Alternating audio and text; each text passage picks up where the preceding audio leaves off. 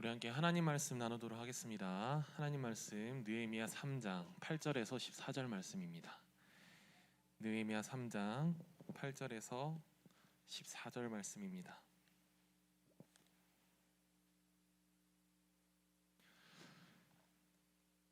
느헤미야 3장 8절에서 14절 말씀. 다 찾으셨으면 한 목소리로 읽도록 하겠습니다. 시작.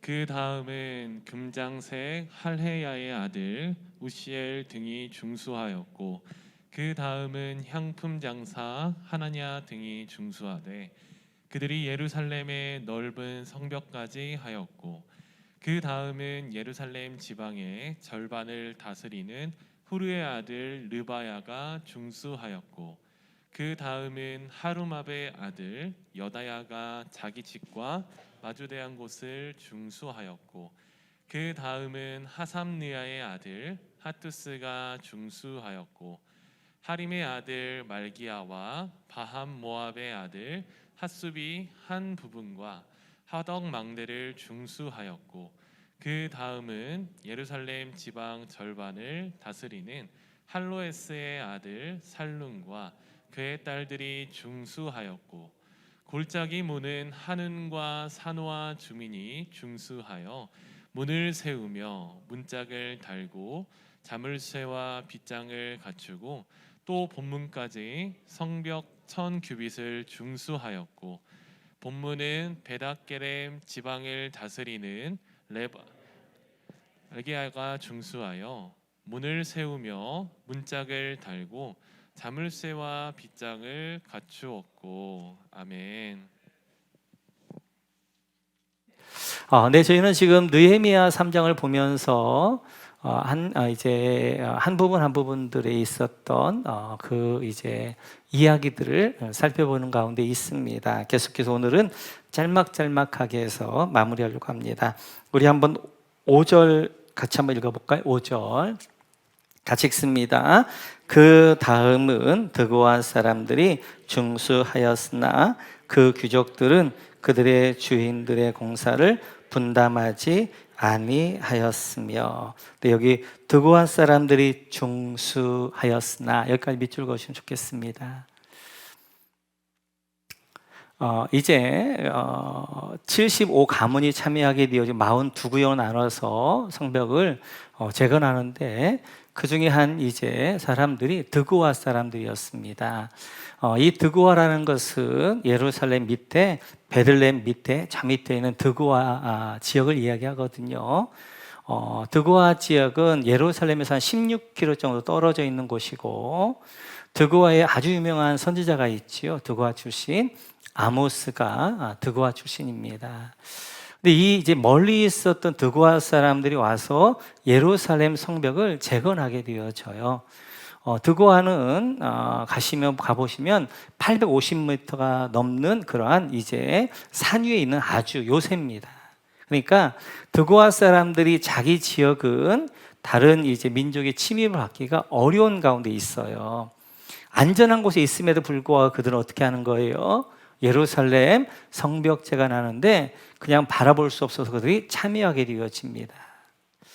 왜냐하면 예루살렘 성벽 재건이라는 것은 하나의 예루살렘 성벽 재건이 아니라 하나님의 나라 회복이거든요.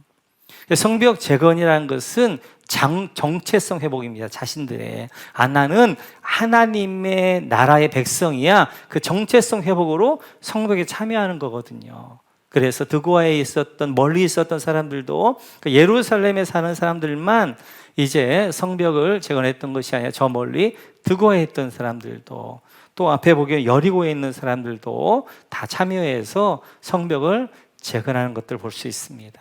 그런데 5절에 보면 또 하나 있지요. 그러나 라고 되어져 있으면서 그 귀족들은 그들의 주인들의 공사를 분담하지 아니하였다. 이렇게 드고아 사람들이 참여했는데, 그러나 그 드고아의 귀족들은 참여하지 않습니다. 그리고 드고아의 일반 백성들이 참여하게 되어져요.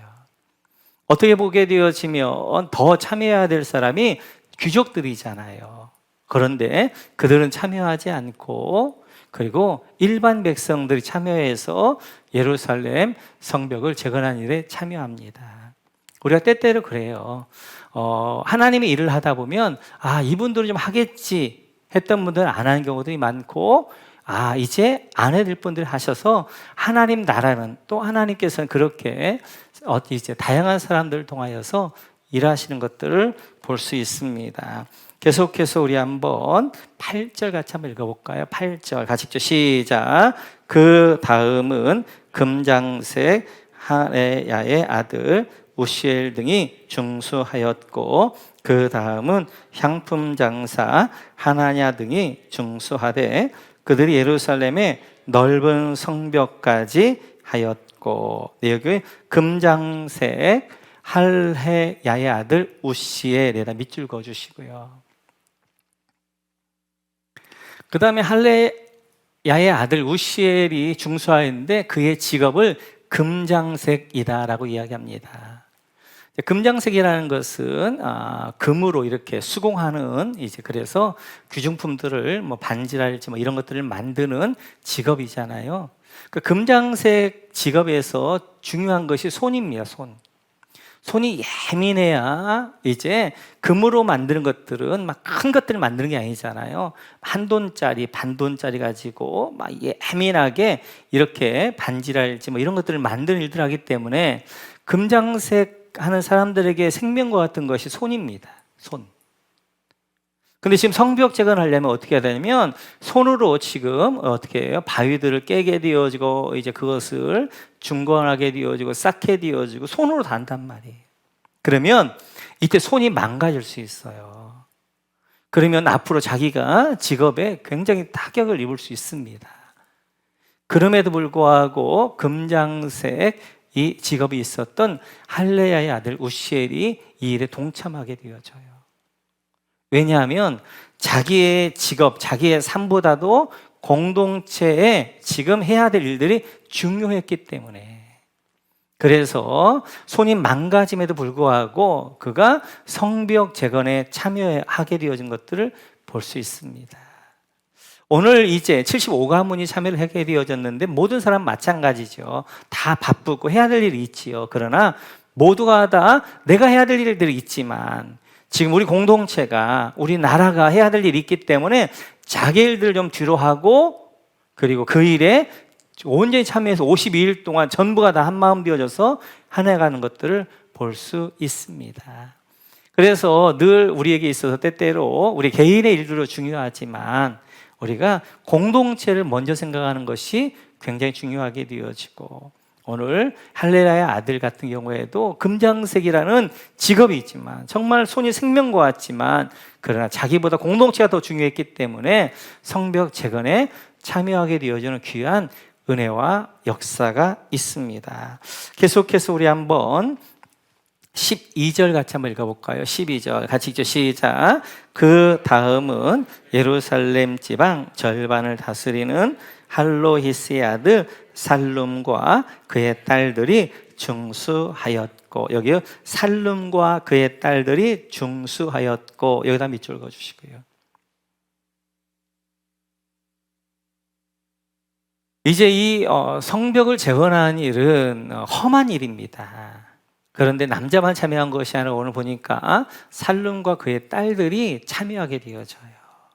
여러분, 이 성벽을 재건하려면 큰 바위돌을 가지고 쌓아 올려야 되고 힘든 일임에도 불구하고 너무나 소중한 일이기 때문에 남자만 참여한 것이 아니라 여자들도 참여했고, 그 여자들의 대표인 것이 살룸과 그의 딸들이었습니다. 그런데 그들이 이름이 안 나와요. 그의 딸들이 무명으로 나오는 것들을 볼 수 있습니다. 이렇듯이 이제 이렇게 예루살렘 성벽을 재건하는 일들에 있어서 많은 무명의 사람들이 75가문이 참여했지만 그 가문의 모든 사람들 다 이름이 나오지 않고 무명으로 그렇게 이제 하나님 일들에 동참하는 귀한 은혜가 있었던 것들을 볼 수 있습니다. 뿐만 아니라 오늘 14절 같이 한번 읽어볼까요? 14절 같이 읽습니다. 분문은 베타게렘 지방을 다스리는 레갑의 아들 말기야가 중수하여 문을 세우며 문짝을 달고 자물쇠와 빗장을 갖추었고. 여러분, 베타게렘을 지방을 다스리는 레갑의 아들 말기야에다 밑줄 그어주시고요. 레갑에다가 여러분 동그라미 쳐주시고, 오늘 레갑에 대해서 조금 제가 설명을 좀 드리려고 합니다.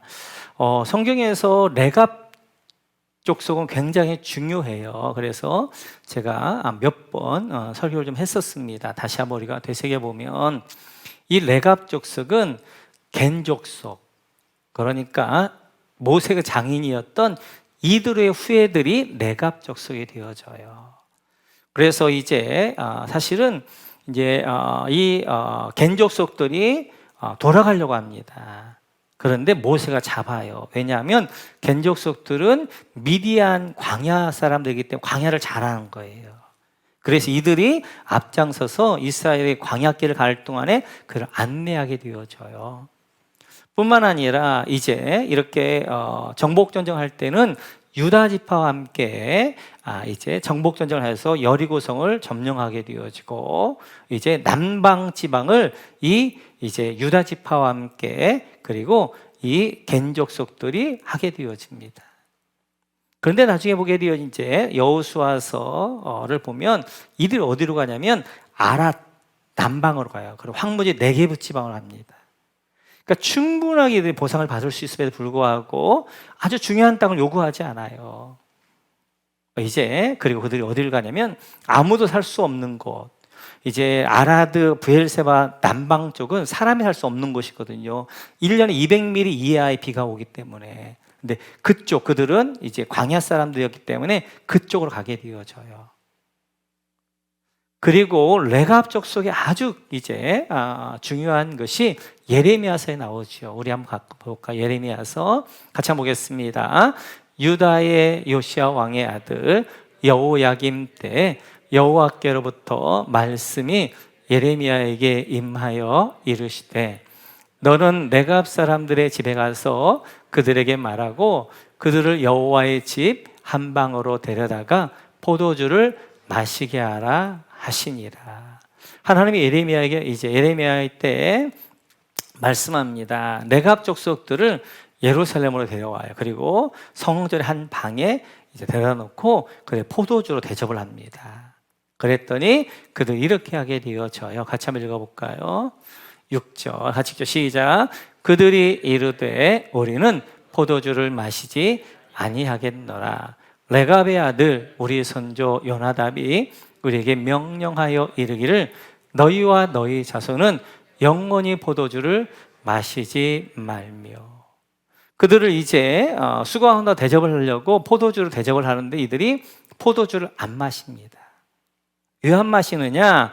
레갑 족속의 선조 중에 한 명이었던 요나답이 그들 가운데 자손들에게 유언을 남깁니다. 3가지 유언을 남기는 거예요. 너희는 영원히 포도주 마시지 말아라.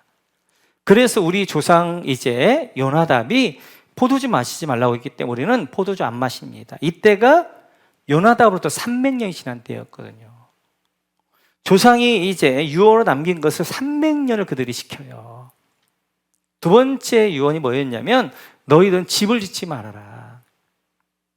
세 번째 유언이 뭐였냐면 너희들은 이제 이런 포도주 이제 이렇게 재산을 갖지 말아라라는 거였거든요. 그런데 그들이 300년 동안 이 약속을 지킵니다. 그래 그들은 이제 술을 마시지 않고 그 다음에 정착하지 않고 재산 없이 살게 되어져요. 왜냐하면 요나답이 오니까 사람들이 타락을 하는데 뭐 때문에 타락하느냐? 술 취해 타락하더라는 거예요. 그리고 정착하면서 어떻게 하는 거예요? 재산을 많이 이제 자기 재산들을 불리면서 어떻게 타락하더라는 거예요. 그래서 너희는 영원히 방랑자로 살아라. 유목민으로 살아라. 그래서 집도 짓지 말고 정착하지 말고 재산도 가지지 말고 포도주 하지 말고 그래 살아라. 이 명령, 유언을 300년 동안 지키는 거예요. 하나님이 지금 이때 예레미야에 뭘 비교하는 거예요? 이스라엘 백성들을 하나님과 언약했음에도 불구하고 그 언약을 타어기고 이방신을 쫓아가고 있는 그들을 향하여서 레갑 족속들을 예로 들어 이야기하는 거예요. 봐라, 레갑 족속은 사람의 자기 조상들의 유언도 이렇게 지켰는데 너희는 여호와의 언약을 너무나 쉽게 너희는 어기고 살았다. 그래서 이제 이들 들어서 이제 여호야김 때 이렇게 이스라엘 백성들을 유다인들을 이제 하게 되어집니다. 그러면서 하나님이 이들에게 이런 약속을 주셔요. 같이 한번 읽어볼까요? 시작. 그러므로 만군의 여호와의 이스라엘 하나님께서 이와 같이 말씀하시니라. 레갑의 아들 요나답에게 내 앞에 설 사람이 영원히 끊어지지 아니하리라 하시니라. 아멘. 이런 레갑 족속들을 보면서 하나님이 뭐라고 약속하는 거예요? 레갑 족속이 내 앞에서 영원히 끊어지지 아니할 것이다 라고 하나님이 약속을 주셔요. 약속을 주셔요. 이 레갑 족속이 이제 뭐가 되어지냐면, 이 약속이 어떻게 성취되었냐면, 우리 마태복음 한번 볼까요? 같이 읽죠. 시작. 그 지역의 목자들이 밤에 밖에서 자기 양떼를 지키더니. 이때 예수님께서 이 땅에 오실 때거든요. 베들레헴에 탄생하셨을 때 들판에서 이제 양을 치던 목자들이 가장 먼저 봐요. 그래서 하늘의 천군천사의 찬양을 듣게 되어지고 메시아가 오심을 가장 먼저 듣게 되어지고 그 메시아를 전하는데, 이 목자들이 누구냐? 이들이 레갑 족속들입니다. 레갑 족속들. 이제 나중에 제가 좀 설명을 좀 드리기 그러는데, 이제 중간에 보게 되어지면 이 레갑 족속들은 메시아에 대한 예언을 받게 되어지고, 그다음에 메시아를 준비하면서 그들은 어디 살게 되어지냐면 베들레헴에 살게 되어져요. 근데 그들이 사는 곳이 어디였냐? 오늘 14절에 나오는 베탁게렘입니다. 베탁게렘. 이 베탁게렘이라는 것은 지금도 있어요. 그래 여기가 너무너무 궁금해가지고 제가 이스라엘에 이제 성지 갔을 때 제안과 함께 이제 내비게이션을 켜고 이 베탁게렘을 찾아갔습니다. 근데 지금은 워낙 이제 도시가 되어져 가지고 정말 멋진 그런 동네가 되어져 있다. 지금도 베탁게렘이라는 곳이 있는데, 이 베탁게렘은 예루살렘하고 그 다음에 베들레헴 중간에 들판이에요. 들판. 이 들판에서 뭐 했냐면 이제 이런 그 양들을 키웠는데, 이 양들은 어떤 양들이었냐면 예루살렘에 제사하기 위해서 준비한 양들을 키웠던 것이 베탁게렘입니다. 거기서 누가 이제 이걸 키우게 되었냐면 레갑 족속들이 키우면서 누굴 기다리냐면 메시아를 기다리는, 메시아를. 그래서 예수님의 메시아의 오심을 가장 먼저 경험하게 되어지고 그걸 전한 사람이 누구였냐? 레갑 족속들이었어요. 너무너무 귀한 이제 그러한 가문이지요. 그래서 오늘도 지금 그들이 어디에요? 분문을 재건하자요. 분문. 분문이란 게 뭐였어요? 제가 말씀드렸던 것처럼 오물을 버리는 문이잖아요. 특별히 제사할 때 나왔던 오물들, 이제 제사하고 나온 이제 그 찌끄러기들, 쓰레기들 다 어떻게 하는 거예요? 분문을 버리게 되어지는데 가장 더러운 곳이죠. 그것을 누가 재건하게 되어지는 거예요? 레갑 족속들이 그것을 재건하게 되어져요. 뿐만 아니라 이제 에스라서의 2장에 보게 되어지고 같이 한번 읽어볼까요? 네. 에스라서 2장에도 이제 이렇게 스룹바벨과 함께 1차 귀환하는 사람들 가운데 느디딤 족속이 있습니다. 35족속이, 느디딤 사람의 35족속들이 참여하게 되어져서 그들이 돌아와요. 그들의 느디딤 자손들의 족속들을 하나씩 이제 거기다가 이제 기록하게 되어집니다. 그러면서 이제 그들이 돌아오게 되어지고, 그들이 이제 어디에 분문 쪽, 이제 베탁게렘 쪽에 살다가 분문을 그들이 재건하게 되어지는 역사가 있게 되어져요. 그래서 우리는 그냥 예수님을 만났던 그냥 목자들, 그냥 양에서 들판에 치는 목자들인가 보다, 아닙니다. 굉장한 영성과 그리고 영적 유산들이 있는 그런 가문입니다. 가문. 바로 겐족속, 그들 가운데 레갑 족속들이 어떻게 하는 거예요? 수천 년 동안 메시아 오심을 기다리면서 어떻게 하냐? 베탁게렘에서 있잖아요. 그들이 양을 치면서 메시아를 기다리게 되어지는 그런 일들을 그들이 하게 되어지고, 그러한 이제 가문이 되어졌어요. 즉 그들이 이제 어떻게 보면 타락하지 않기 위하여서 포도주 마시지 않고, 그 다음에 정착하지 않고, 그리고 재산 이제 갖지 않고 무소유 가운데 있었고, 그렇게 살았던 그들, 그래서 목적을 살았던 그들 통해 하나님은 메시아의 소식을 가장 먼저 전해주고 그 일들 증거하는 일들을 하게 되어져요. 저는 우리 목원교회 가문들이 이러한 내갑 가문과 같은 그런 가문이 됐으면 좋겠어요.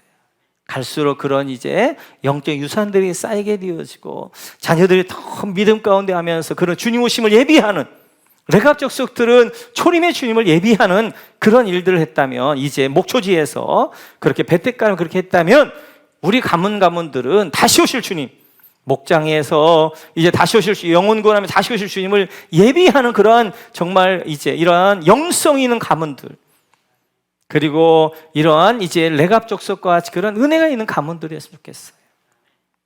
뿐만 아니라 하나만 더 보겠습니다. 우리 한번 26절 같이 한번 읽어볼까요? 26절 같이 읽죠. 시작. 그때 느디님 사람은 오벨에 거주하여 동쪽 수문과 마주대한 곳에서부터 네민 망대까지 이르렀느니라. 느디님 사람은 여기다 밑줄 그어주시고요. 오벨에 거주하며 수문, 여기 수문 동그라미 쳤지요. 그래서 이제 마지막으로 제가 보고자 하는 것은 느디님 사람이에요. 느디님 사람. 느디님 사람도 제가 한번 말씀을 드렸었는데, 이 느디님 사람은 누구냐? 혹시 여호수아서 있나요? 네, 같이 읽죠. 시작. 그날에 여호수아가 그들을 여호와께서 택하신 곳에서 회중을 위하며 여호와의 제단을 위하여 나무를 베며 물을 깃는 자들로 삼았더니 오늘까지 이르니라. 여기 이제 느디임 사람은 기브온 사람입니다. 그러니까 여호수아가 가나안 땅을 점령할 때 가나안 족속을 다 죽이라고 했잖아요. 그때 기브온 이제 족속들이 어떻게 하는 거예요? 속이 좀 말려온 것처럼. 그래서 여호수아 그들과 함께 언약을 맺었는데 나중에 알고 보니까 기브온 사람들이 기브온이라는 가까운 곳에 사는 거예요. 그래서 하나님이 어떻게 하는 거예요? 한 번 약속한 것이니까 살려내라. 대신 그들은 어떻게 하는 거예요? 성전 노예가 되어져요. 그래서 성전에서 나무를 베고 그리고 물을 깃는 일을 하는 성전 노예가 기브온 사람들이 하게 되어집니다. 이 기브온 사람들이 누구냐면 느디님. 느디님이란 말은 주어진 자라는 말이거든요. 그래서 이제 기본 족속이라 하지 않고, 이건 유익은이면 이제 어떻게 보면 7족속가 하나니까 그들의 이름을 바꿔주는 거예요. 느디님으로 주어진 자라는 걸로. 그래 그들이 나중에 느디님 사람들로 이제 활동하게 되어집니다. 이 느디님 사람들로 이제 에스라서 보게 되어지면 그 2장 43절 있나요? 네, 같이 읽어보세요. 시작. 느디님 사람들은 시아 자손과 하수바 자손과 답바오 자손과, 네, 43절 쭉 보게 되어지면 이제 여기 제가 아까 레갑 족속 조금 헷갈렸던 것 같아요. 여기 이제 느디님 사람이에요. 느디님 사람들이 이제 몇 자손이 나오냐면 35자손이 나와요. 지금 그들은 바벨론의 포로로 잡혀갔어요. 바벨론에 지금 어떻게 하는 거예요? 바벨론에 가면 동일한 유대인들과 같이 동일하게 취급받는 거예요. 그리고 이미 바벨론에 자기들이 안정적인 이제 그런 집이 있습니다. 근데 이들이 다시 예루살렘에 이스라엘로 돌아오면 뭐가 되냐면 성전 노예가 되는 거예요. 그런데 이들은 그냥 바벨론에 머물지 않고 35자손이 느디님 사람들이 어떻게 하는 거예요? 그들이 예루살렘으로 돌아옵니다. 굉장하죠. 돌아와봤자 그들은 노예가 되는데 돌아와요. 그래 다시 어떻게 하는 그들이 이제 성전에서 봉사하는 자가 되어지고, 그래 그들이 살았던 것이 바로 수문 옆에. 왜냐하면 그들은 물 깃는 자들이었잖아요. 이 물은 뭐였어요? 수문에서 뭐 하는 거예요? 기온샘물을 갖다가 이제 성전에 썼잖아요. 그래서 기온샘물 옆에 오벨이라는 곳에 그들이 이제 모여서 살았습니다. 그들이 또 어디에 동참하게 돼요? 예루살렘 성벽재건에 동참하면서 수문 쪽을 그들이 어떻게 하는 거예요? 건축하게 되어지고, 그리고 이제 하는 것들을 볼 수 있습니다. 이들은 바벨론에 살았으면 훨씬 더 편한 삶을 살 수 있었을 거예요. 그러나 이들은 다시 예루살렘으로 돌아와요. 왜요? 하나님의 은혜를 경험했기 때문에. 그 은혜를 잊지 못하는 거예요. 성전에서 섬길 때 비록 물을 깃고 나무를 패고 허드렛 일을 하고 그 다음에 노예 같은 일을 했지만 거기 성전 안에 있을 때 주신 은혜를 경험했기 때문에 자유의 몸으로 바벨론에 있지 아니하고 우리는 돌아가겠다 그래서 느디님 사람들의 35 자손들이 돌아오게 되어져요. 43절부터 쭉 보시면 35명, 몇천 명이 돌아오게 되어집니다. 귀한 일들이지요. 이렇게 우리가 예루살렘 성벽을 재건하는 것들을 보면 하나하나 사연들이 참 아름다운 사연들이 많이 있어요. 그 사연들이 다 70가문마다 사연들이 다 있지만, 에피소드가 다 있지만 그 가운데 몇 사연들을 들으면서 이렇게 귀하게 헌신하면서 예루살렘 성벽을 재건해 갔다라고 설명하고 있습니다. 너무너무 귀한 분들이죠. 하나님은 이들의 수고를 잊지 않는 거예요. 우리는 느헤미야 3장 같은 경우는 참 지루하다. 뭔 말인가도 모르겠고, 뭔 어디 문에서, 뭔 망대에서 어디서 어디까지 뭘 했고, 누구 자손이 또 누가 했다. 막 이거 뭐 우리가 보면서 꼭 이렇게 3절부터 이제 1절부터 32절까지 이렇게 자세하게 써야 될 것인가? 이런 생각이 들지만 하나님은 다른 거예요.